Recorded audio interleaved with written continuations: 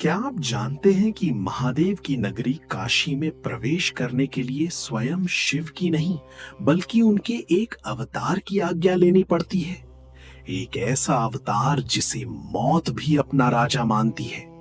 ये कहानी है उस काल की जिसके एक हाथ में सृष्टि के रचयिता का कटा हुआ सिर था और उसके पीछे साए की तरह एक ब्रह्म हत्या का पाप चल रहा था।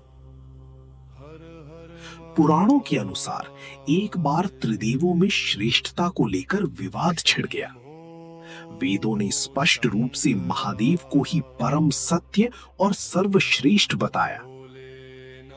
भगवान विष्णु ने भी इसे सहर्ष स्वीकार किया, लेकिन ब्रह्मा जी का अहंकार जाग उठा।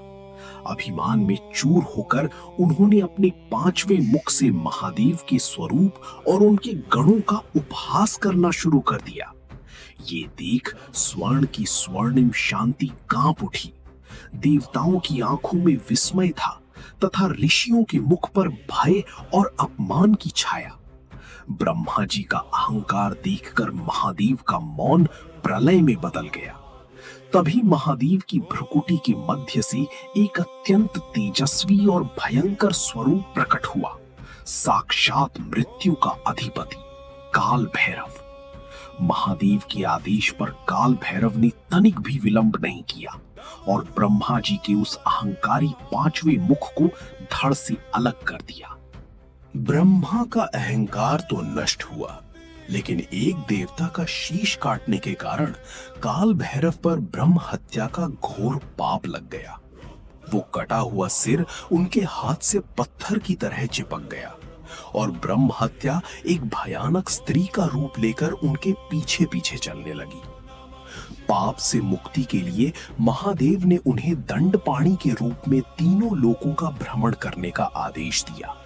वे भटकते रहे, पर किसी भी स्थान पर उस ब्रह्म हत्या के साए ने उनका पीछा नहीं छोड़ा। अंत में वे महादेव की सबसे प्रिय नगरी काशी पहुंचे। जैसे ही उन्होंने काशी की सीमा में प्रवेश किया, तभी चमत्कार हुआ। वो कटा हुआ शीश उनके हाथ से छूटकर गिर गया और ब्रह्म हत्या पाताल लोक में विलीन हो गई। आज उस स्थान को कपाल मोचन तीर्थ कहा जाता है। प्रसन्न होकर महादेव ने उन्हें काशी का कोतवाल नियुक्त किया।